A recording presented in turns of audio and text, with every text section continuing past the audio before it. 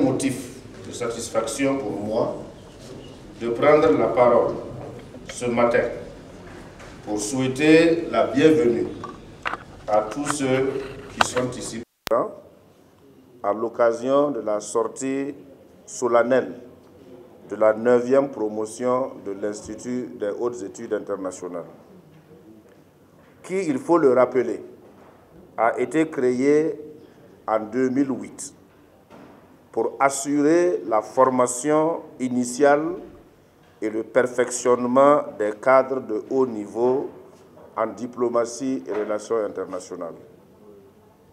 La présente cérémonie marque la sortie officielle de 15 conseillers des affaires étrangères issus des concours directs et professionnels de la fonction publique et de 5 inscrits sur titre, soit au total 20 compétences nouvelles réparties dans 3 options qui sont les suivantes.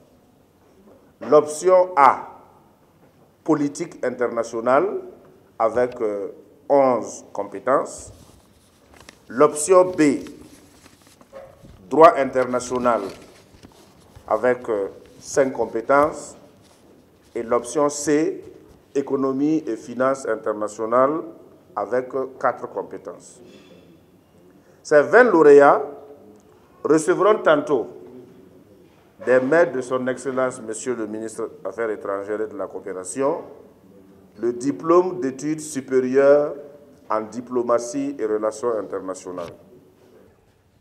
Cette cérémonie à laquelle vous témoignez votre intérêt par votre présence marque le couronnement de 2 années d'efforts consentis pour une formation de haute qualité qui exige rigueur, assiduité, sérieux, compétence et engagement sans relâche. Excellence, Monsieur le Président de l'Assemblée nationale, très cher parrain, la 9e promotion admire les efforts que vous consentez inlassablement en vue d'unir les fils et filles du Burkina Faso autour des grandes questions d'intérêt national. Très cher parrain, vous faites aujourd'hui partie de l'élite politico-diplomatique africaine engagée pour l'édification d'une Afrique plus prospère. Votre engagement nous convainc de la pertinence de l'assertion selon laquelle, aux âmes bien nées, la valeur n'attend point le nombre d'années. L'Institut des hautes études internationales est le creuset de la diplomatie de notre pays. Depuis sa création en 2008, il a mis à la disposition du Burkina des cadres supérieurs rompus au métier de la diplomatie et à l'analyse des questions touchant aux relations internationales. La diplomatie contribue à assurer non seulement le rayonnement international des États, mais aussi à asseoir une coopération pacifique entre ces derniers. À ce stade de mon propos, il m'est agréable de vous prodiguer quelques conseils. En effet, tout au long de votre carrière, il vous faudra allier à la fois maniement des langues, compréhension de la culture et de la société de nombreux pays, connaissance des rouages des organisations supranationales, maîtrise du droit international, de l'économie mondiale, des techniques de négociation et des procédures multilatérales, grande capacité d'écoute des positions des autres, fermeté et force de conviction dans la défense des intérêts du pays. Cette année encore, l'Institut des hautes études internationales sacrifie à la tradition. Il met en effet à la disposition des administrations publiques et privées, nationales et internationales, 20 nouvelles compétences en diplomatie et relations internationales.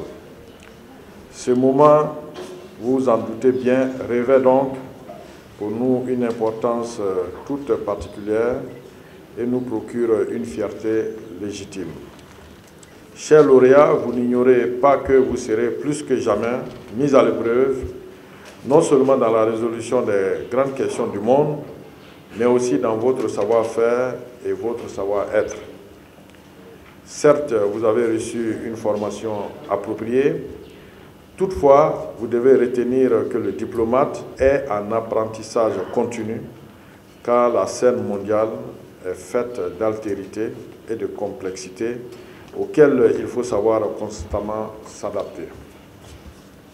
Pour cela, il vous faudra entre autres posséder une grande ouverture d'esprit, disposer de bonnes capacités d'adaptation, doublées d'une grande mobilité, avoir une excellente capacité de communication, être réaliste, courtois, patient, disponible, avoir du tact et un sens élevé de l'anticipation.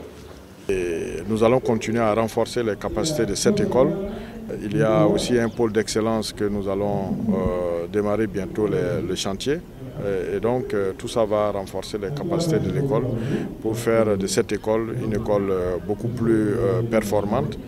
Et surtout que le souhait des uns et des autres, c'est que cette école avance vers le système universitaire.